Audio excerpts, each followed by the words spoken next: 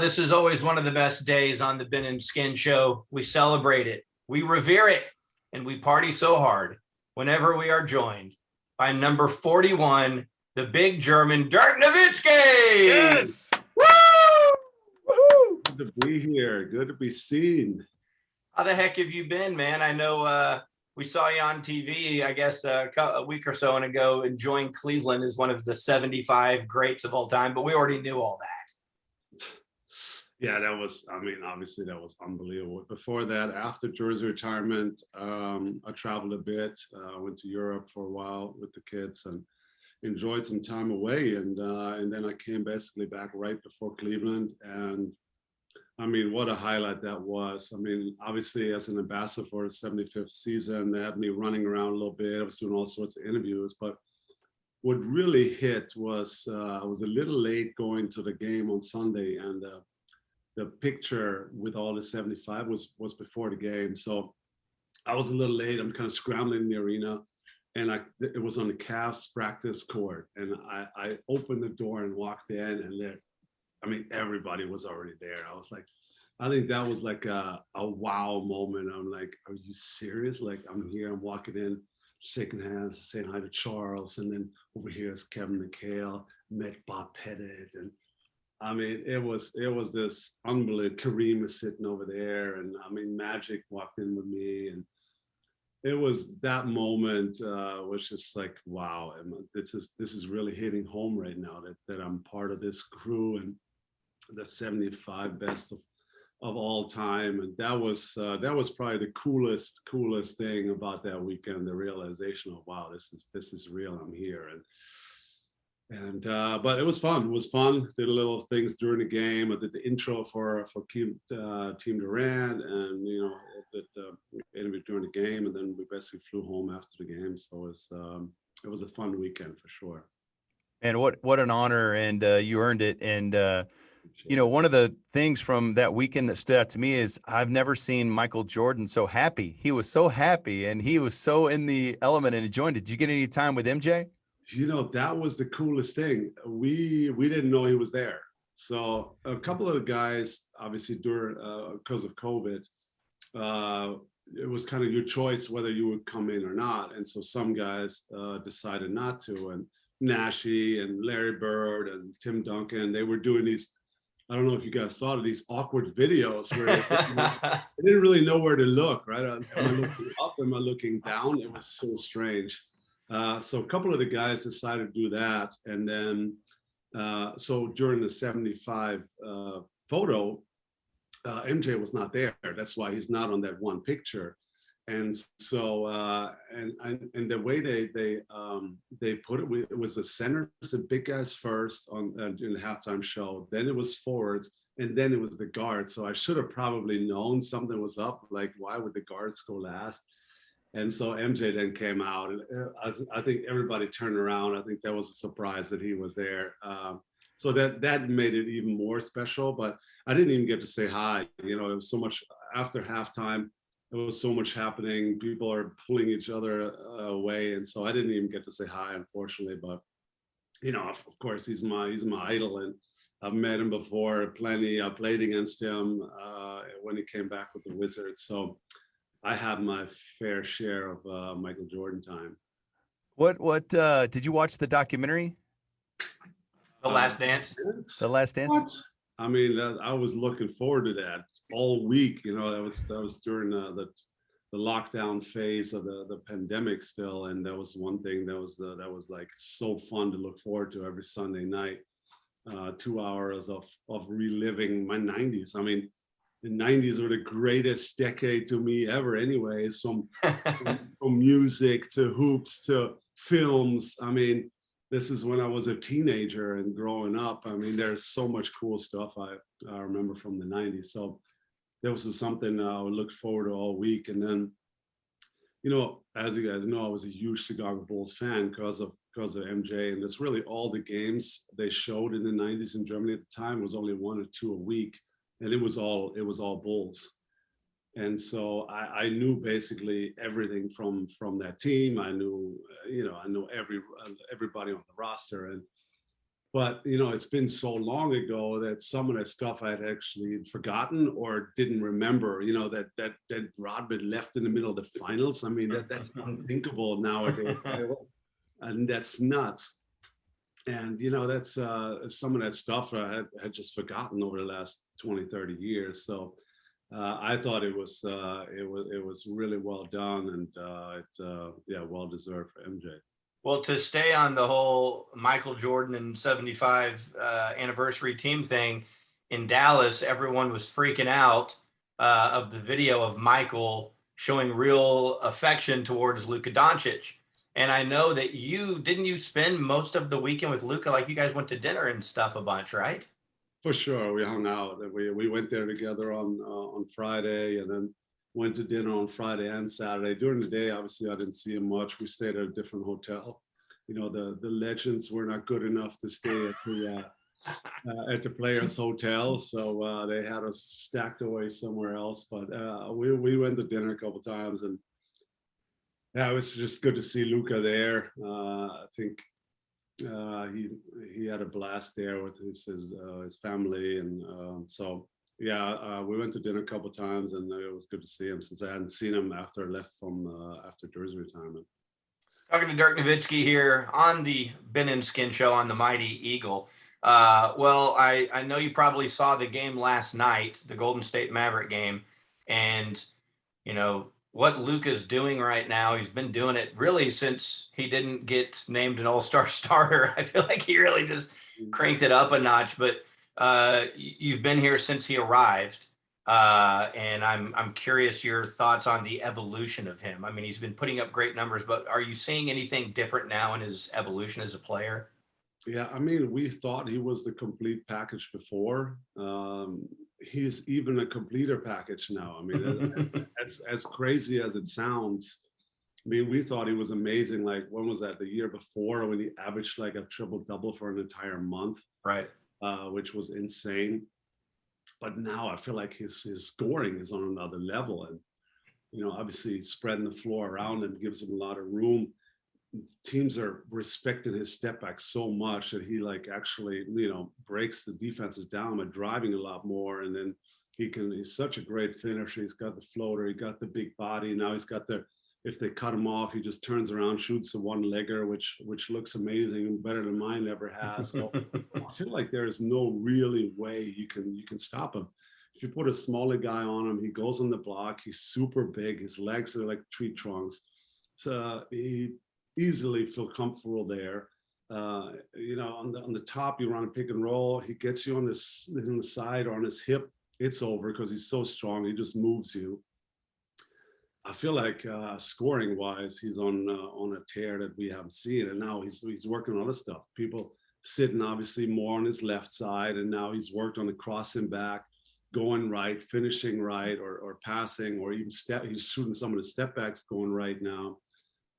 I mean, I'm still amazed by this kid that he keeps getting better at the level he was a year ago, 2 years ago. And now he's playing an even higher level. I didn't even think that was possible. So super happy for him. Obviously, he's a good kid with a huge heart, and I'm happy for him that and for the Mavs nation to get to witness this for now 5 more years after this is unbelievable.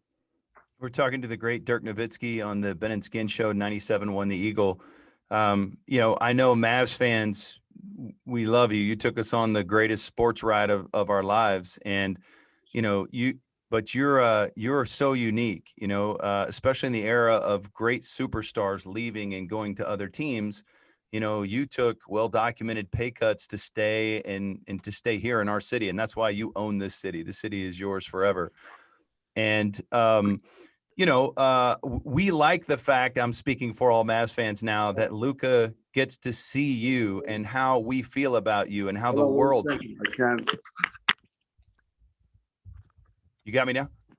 Hold on 1 second. Yep. Nice.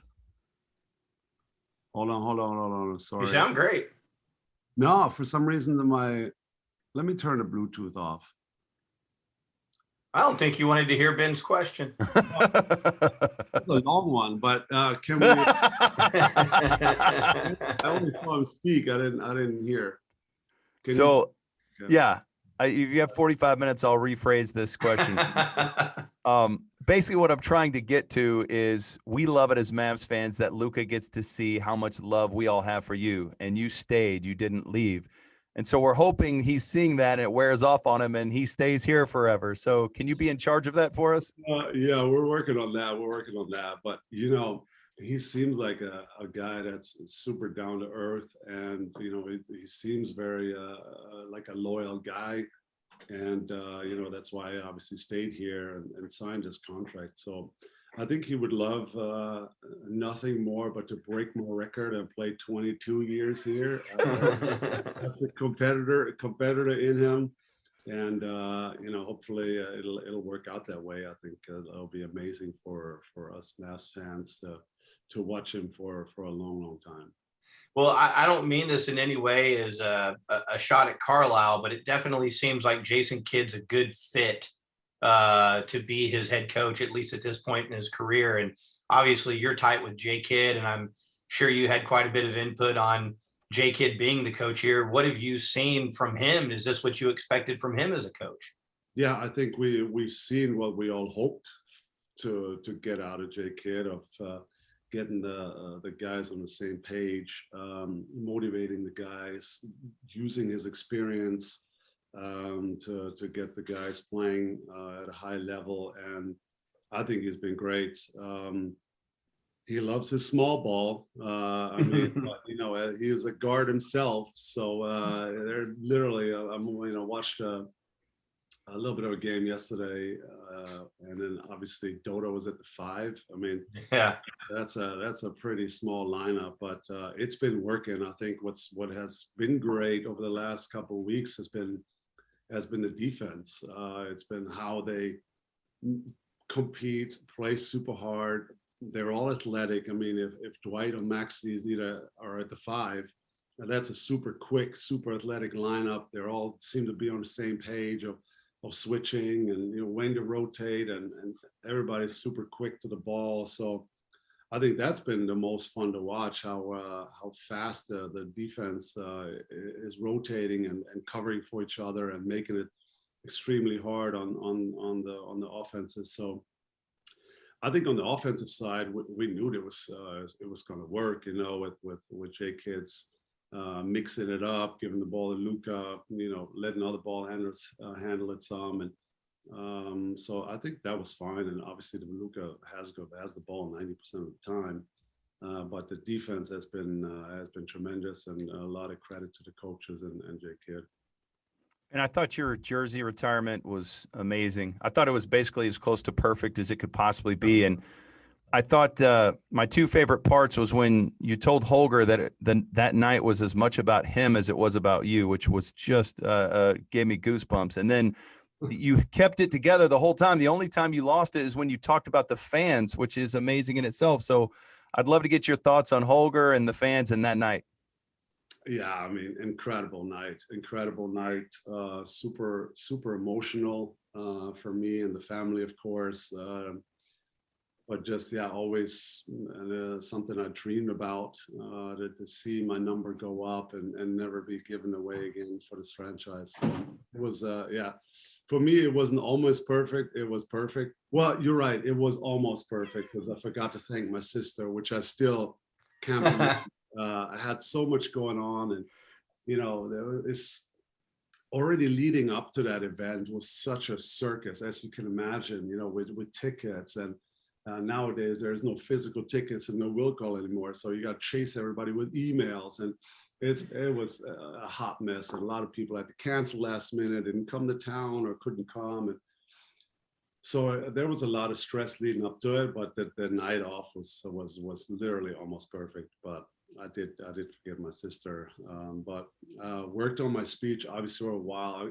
I'm not the greatest public speaker, so I was very nervous and anxious leading up to it, and but it was great to see everybody. The guys from the 2011 team, the commissioner came, and so so many more people, and my family was able to witness it. I think that was the most special to me, that my parents were still alive to see this. And we talked about it before they left, how proud they were to see this. I mean, that made me emotional. And of course, Holger, yeah, I mean, without him, and then I meant it, what I said that night, that I probably wouldn't have been on that stage without him. You know, as I met him when I was 15, 16, sort of on the crossroads, you know, are you all in on basketball, or, you know, I don't know, you know, as a teenager, you start to have other interests. And, you know, he kept me engaged and developed me into the player I became. So, there a lot of him, of course, if not everything, I owe to him.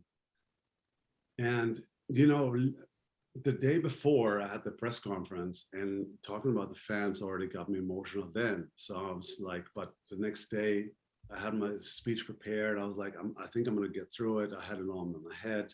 I practiced it for weeks. So I wanted to, you know, I wanted to nail it. I wanted to have a good one. And then sure enough, the end rolls around. I even got to my family and thanking my parents and Jess and even the kids I got through. And then the fans, when, you know, when they heard that and I saw them get up, I was like, oh man, this is special. Because you know, what I wanted to say is that so many people in the last 2.5 years have come up to me and thanked me for my services, but I should be the one thanking, you know, for the support and for the, you know, unwavering support for so many years. So that was special for sure.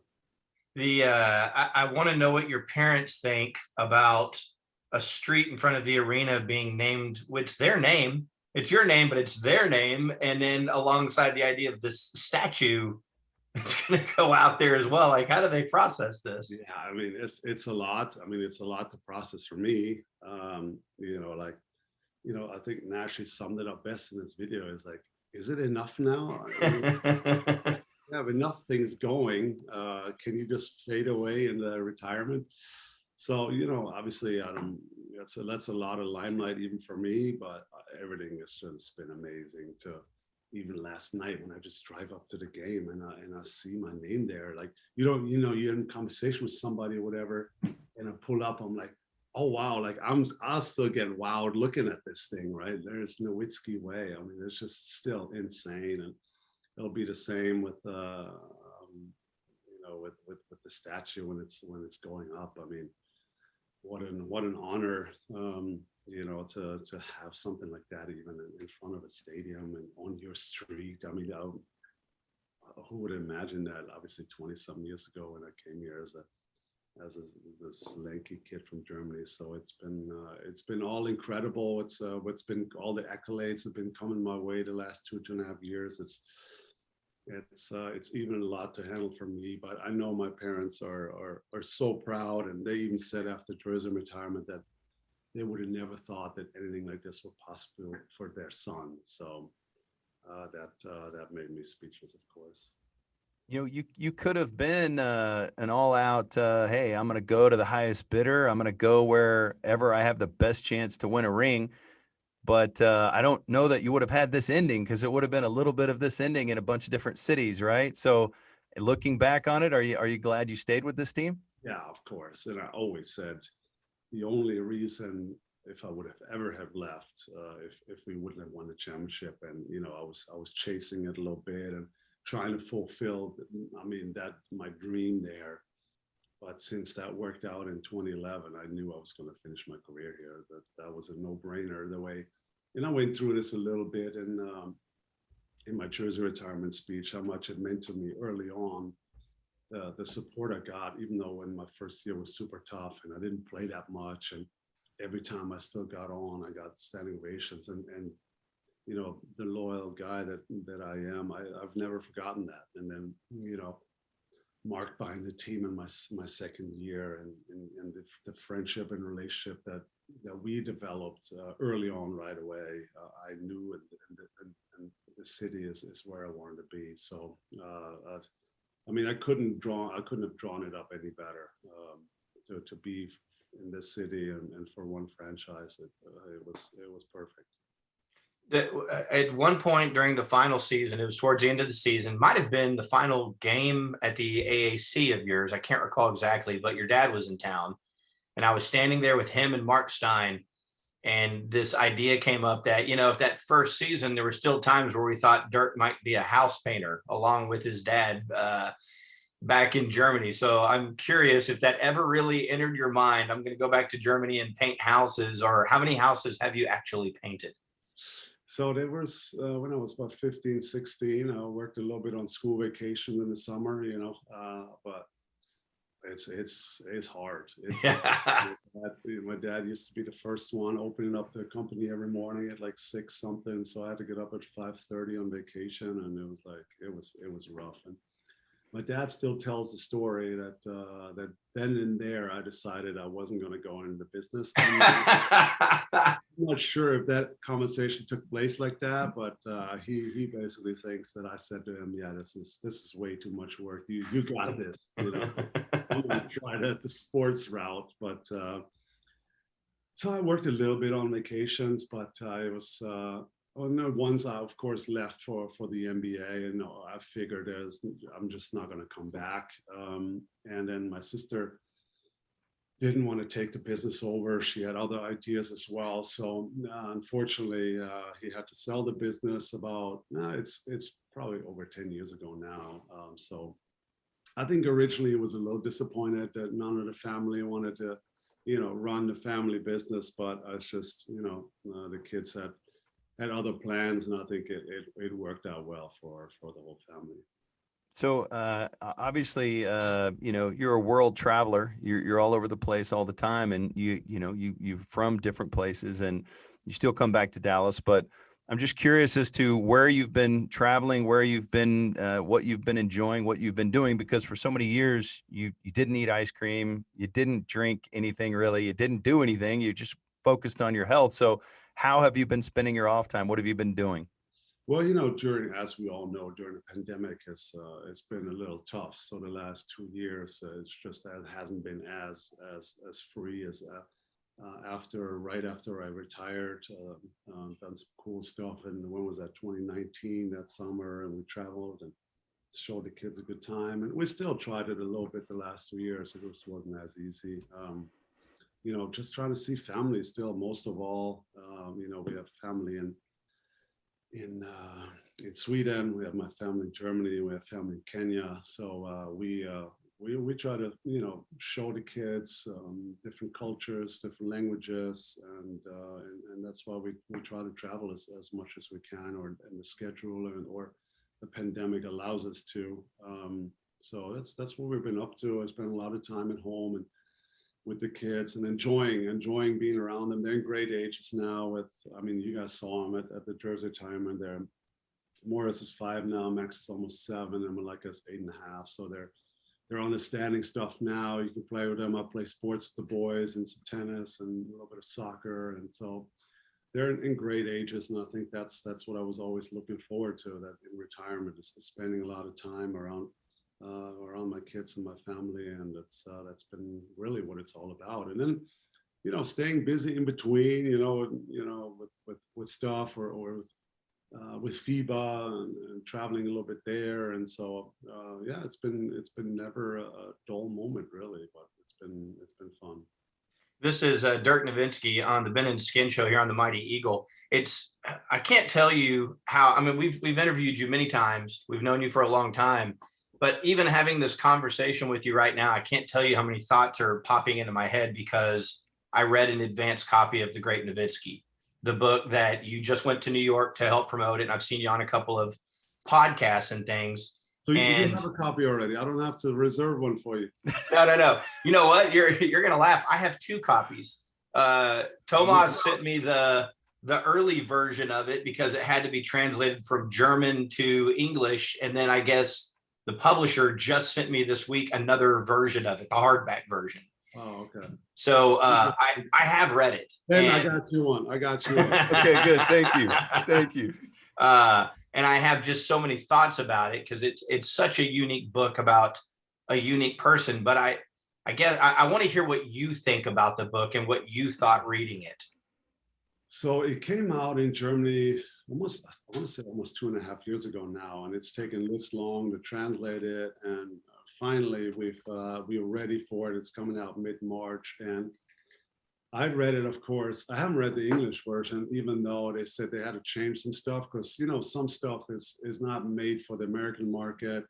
I think the average German reader doesn't know as much about basketball. So, you know, you have to explain a little bit of, you know, what's a shot, what's a rebound, what's a shot clock violation, and all that stuff. You don't have to do it for the American market. So they had to rewrite some stuff. So that's why it also took so long. But when I read it in Germany about 2.5 years ago, it was the most emotional was actually when I read about the last game in Dallas.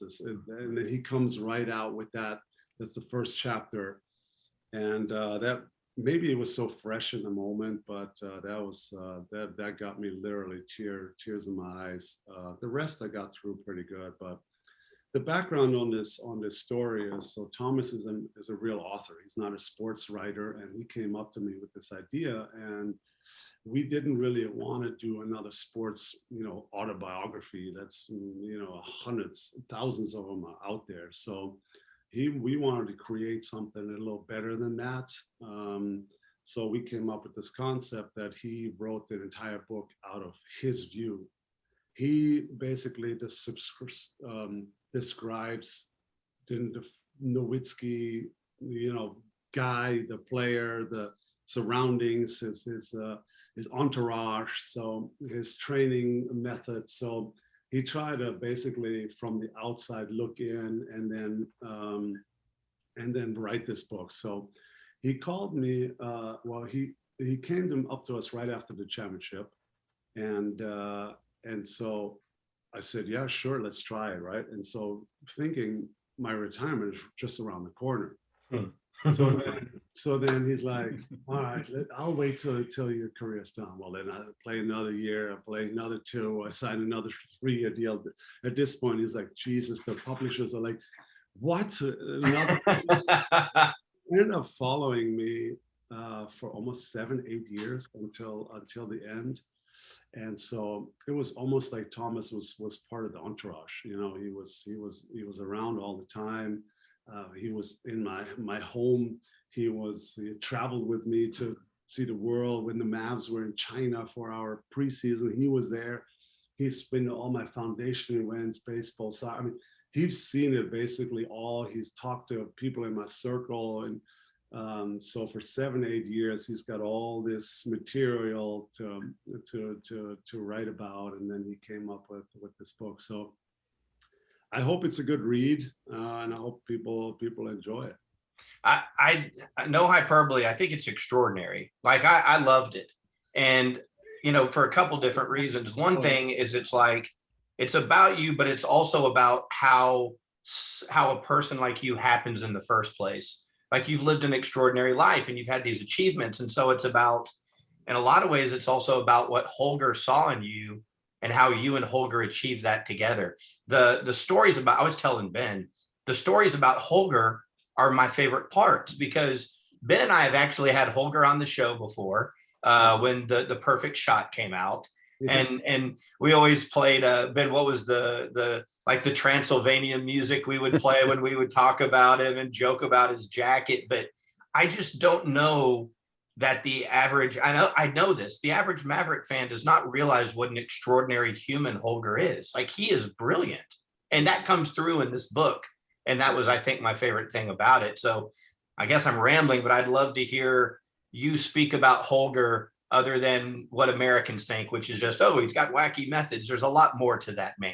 Yeah, of course. The guy is a complex genius. I mean, yes, the way he looked at the sport, but also what he knows outside of the sport. I mean, he studied math and physics.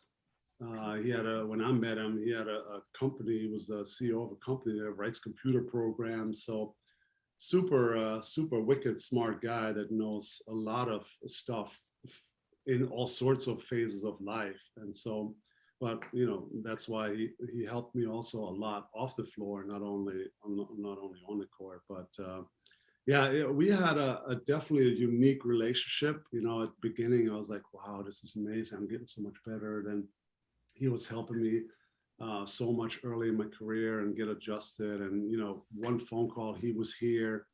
And then, you know, you get to my late 20s, I'm like, oh man, I'm a little sick and tired of this guy. You know, he's around all the time. And so I think we went through ups and downs, which I guess is normal in every relationship. And but I know that, like I said, at the Jersey retirement, that's my guy, and without him, I wouldn't be here. So I'm glad our relationship is in the book, or it's kind of captured in there pretty good.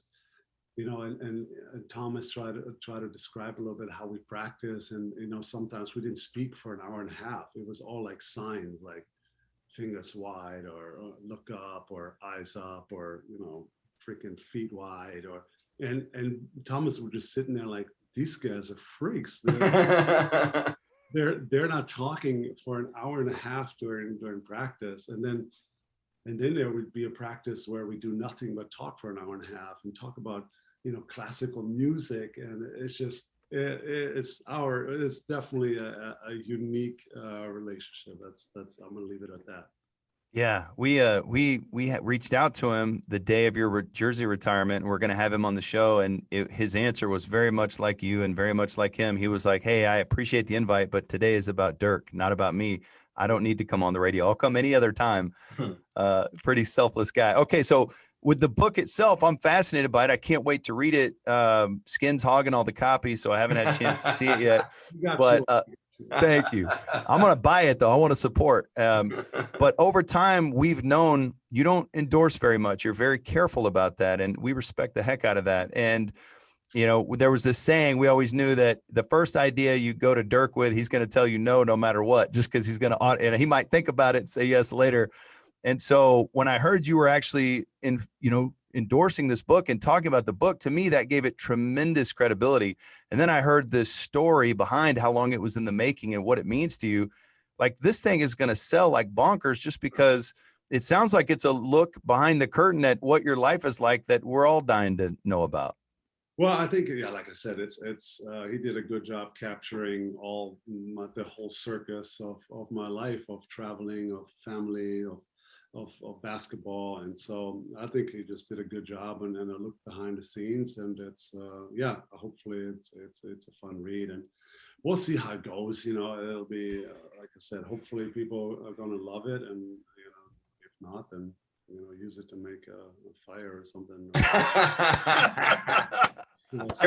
There is a great irony that you are at a commercial shoot and you and Holger are finding time to work out in Slovenia, not even knowing what will be coming from Slovenia a few years later. So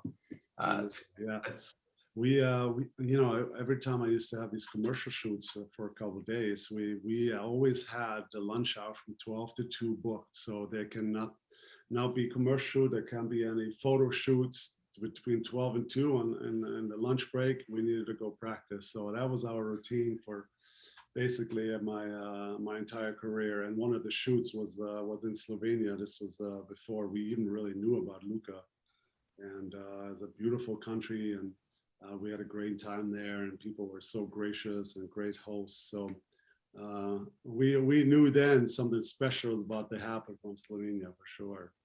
So we know that, you took such good care of yourself. You had the Dirk burger. You wouldn't take a bite of it.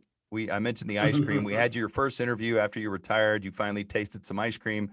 And we know that, you were very healthy and taking care of your body while you played. And so I don't think you're a big drinker, even casually. If you are, it's probably more wine than anything. I know you're part of a wine club and whatnot, but I am interested in your relationship with beer. It doesn't sound like it's a hardcore relationship of any sort, but there's a picture of you after the championship in Germany holding up a beer, and it's one of my favorite pictures.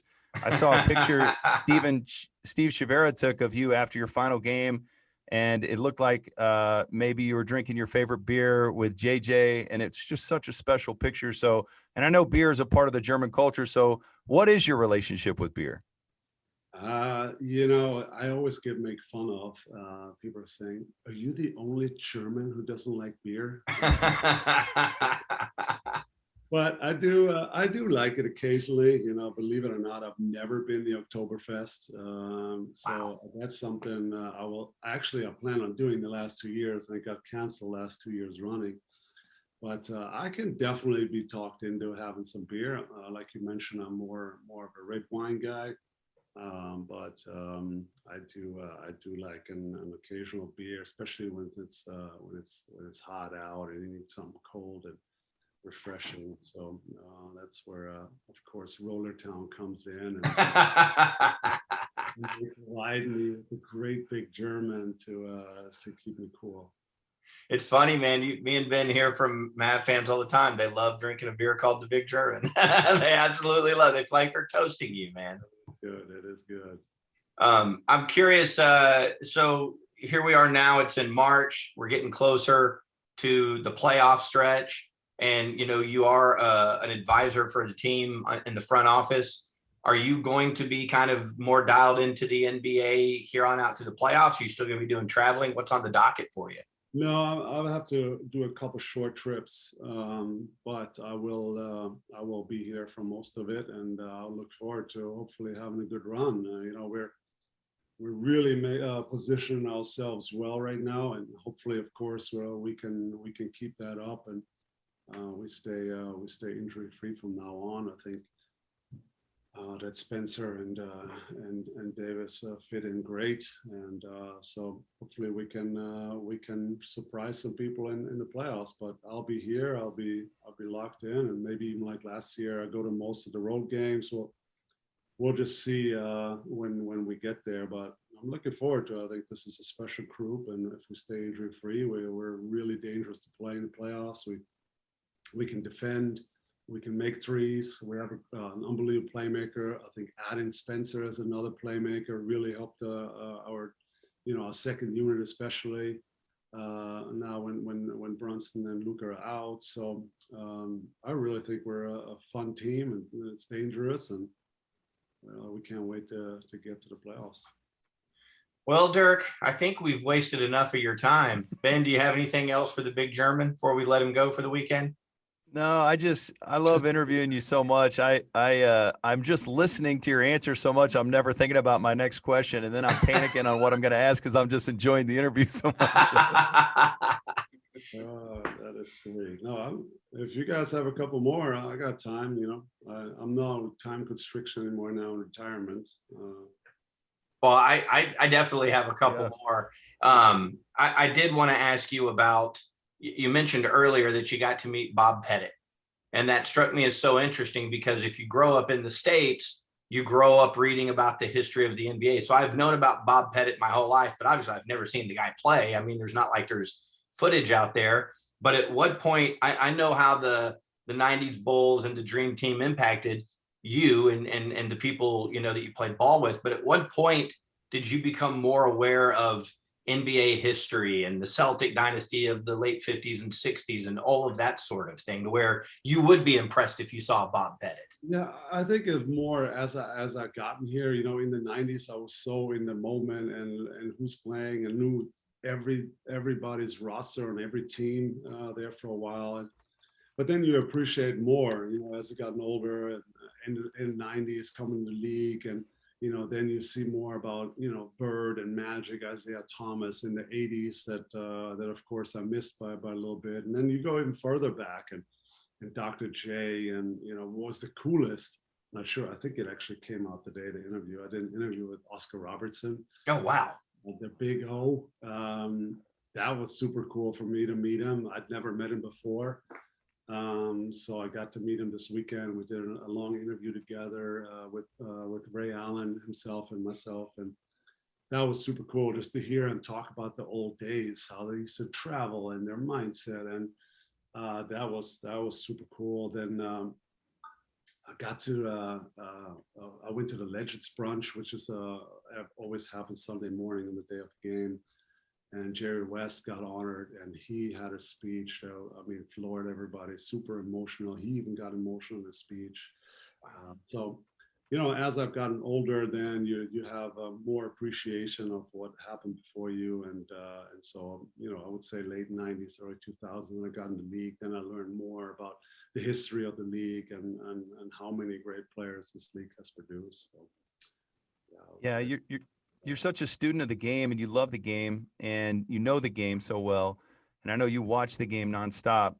To me, one of my favorite chapters of your story, of just your life and your career with the Mavericks, was when you started getting respect from certain guys, certain players. And to me, there was none bigger than when Kobe started giving you love, and there was a mutual admiration society there. What did that mean to you to feel the Kobe endorsement, so to speak?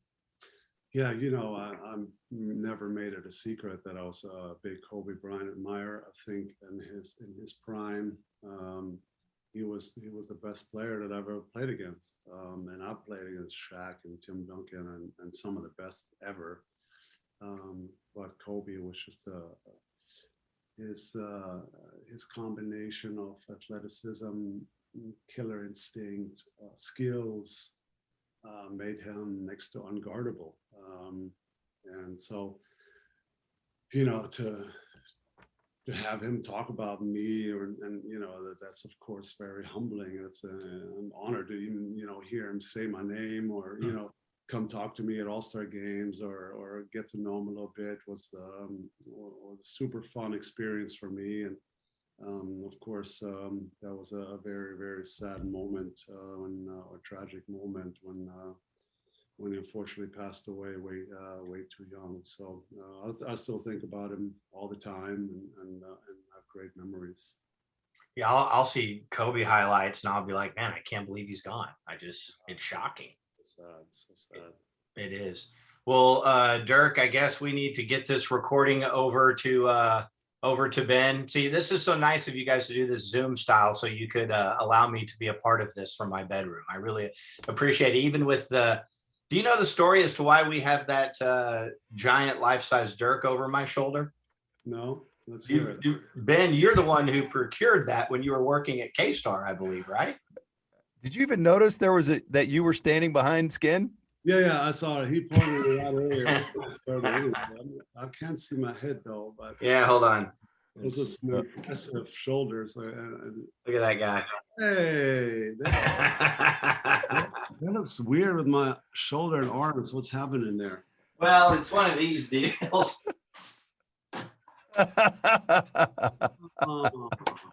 You guys made this? No, it was a promotional thing that actually I think used to be down at the old hangar down in Deep Ellum when you first walked in. Is that right, Ben? I think so. I think we jacked it at some point and walked out of there with it. Well, Ben was doing this piece for the pregame show, and it was on K-Star called the Rogers Report. And we stole that so that we could have the fake Dirk walk into a scene in one of the things that we shot, and we never gave it back. So we jacked it for a video, and then I've been the caretaker for a long time now. So well, that's a nice piece to have. If you want it, I'm happy to give it back to you. No, it looks better in your house. I take pictures and I tell people I'm just hanging out with Dirk today. He came over. We're having a great time. He's wearing his jersey. I do want to say one thing, Skin. We're all thinking about you, of course. You are great fun, great personality, but you also have a huge heart. So I think you've touched everybody and all the listeners, and from us, we wish you nothing but the best and a speedy recovery, and we will miss you. And we can't wait to see you back and full on in a few months. And we'll be thinking about you, my friend. Well, you're very sweet, and I didn't want to get emotional, so I'm just gonna sit here and go, thank you, Dirk. It's very nice to hear that. So You're the man. All the best. Awesome. Thanks. Well, dude, thank you for the time. We love you. We appreciate you, and thanks for jumping on, man.